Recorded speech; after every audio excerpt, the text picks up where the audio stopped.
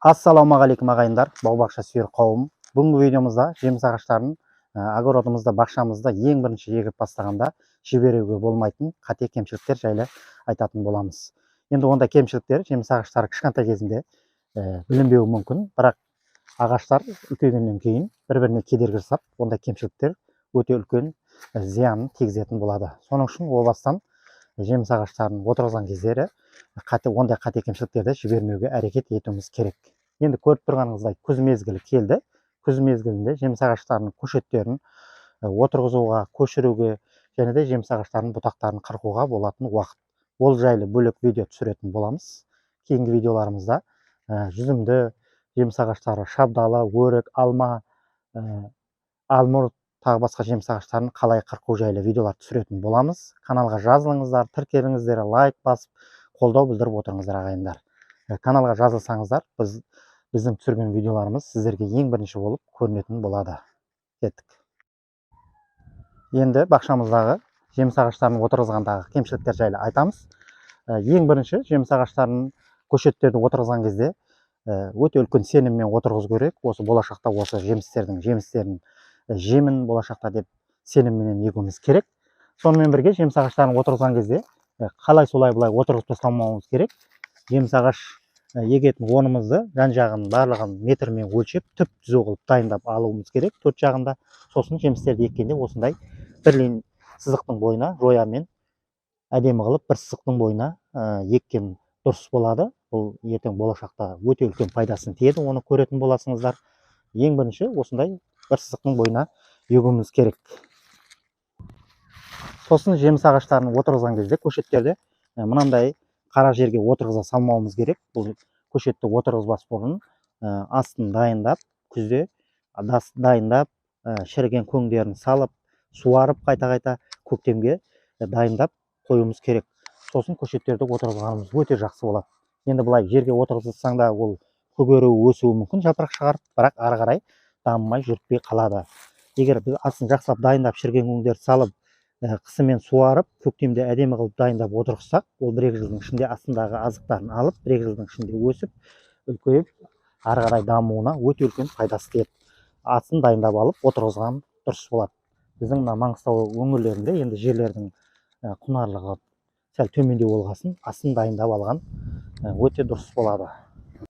Сосын мына жеміс көшеттерін отырғызған кезде енді көпшілігімізді қателіктер жібереміз.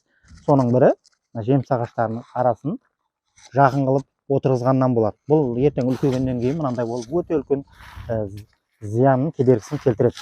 Жеміс ағаштың аралары көшеттерді отырғызған кездері кішкентай кезде білінбеуі мүмкін, ол үлкейгеннен кейін білінеді. Отырғызған кездері былай қарайда, былайда 3,5-4 метрден кем болмауы керек. Сонда жемістер үлкейгенде бір-біріне кедергі жасамайды. Егер арасы жақын болып қалса, біреулер енді 1,5-2 метр қылуы мүмкін, кіші кезінде білінбейді.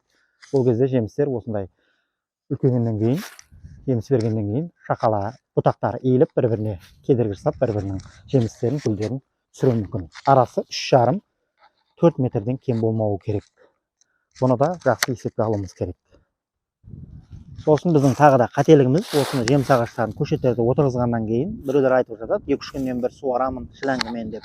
Ол да үлкен қателікке жатады. Енді жаздың күндері қатты ыстықта жеміс ағаштарын күнде суаруымыз керек. Шама келгенше осындай капельный полив дейді, тамшылатып суару, осындай әдісті шама келгенше осындай қылып жасап алған өте дұрыс болады. Мынау жеміс ағаштарының өсуін және де жеміс беруін 3-4 есе арттырады. Мұны енді мен өзім 5-6 жылдан бері қолданып келемін, өз тәжірибемнен айтып отырмын.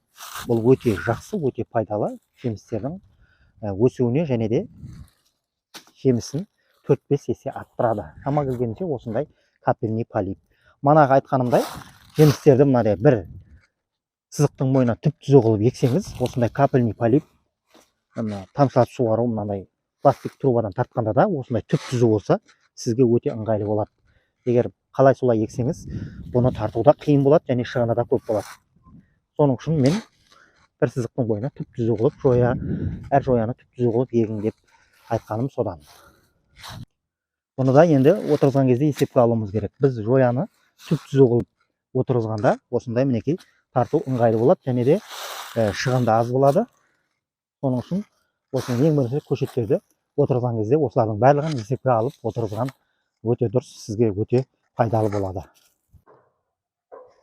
Сосын жеміс ағаштары, көшеттері көгеріп, жапырақтар шығып өскеннен кейін осы жерден 50-60 сантиметр, 60-70 сантиметрге дейін жан жақтан шыққан боталарын алып отыруымыз керек. Енді бұдан да жоғары қарай жібере беруге болмайды. Осы 70-60 сантиметрден былай бұтақтары жайылып өссе болады. Сосын ары қарай қатты биікке де жібере бермеуіміз керек. Жоғары жақтан қырқып отыруымыз керек. Егер жақсы жеміс алғымыз келсе, қатты бойға жіберуге де болмайды. Мінекей, жеміс ағаштар бақшаңызды отырғызатын болсаңыз, осылардың бәрін есепке алып отырғызсаңыз өте жақсы болады сіздерге. Ертеңгі күні жемістері жақсы болып, бір-біріне кедергі жасамай, жақсы болып өсуіне, дамуына осы өте жақсы үлкен пайдасын тигізеді достар. Сіздерге айтқан кеңестерім пайдалы болса, біз қуанышты боламыз. Каналға жазылыңыздар, тіркеліңіздер, лайк басып, қолдау білдіріп отырыңыздар ағайындар. Келесі видеоларда кездескенше аман сау болыңыздар.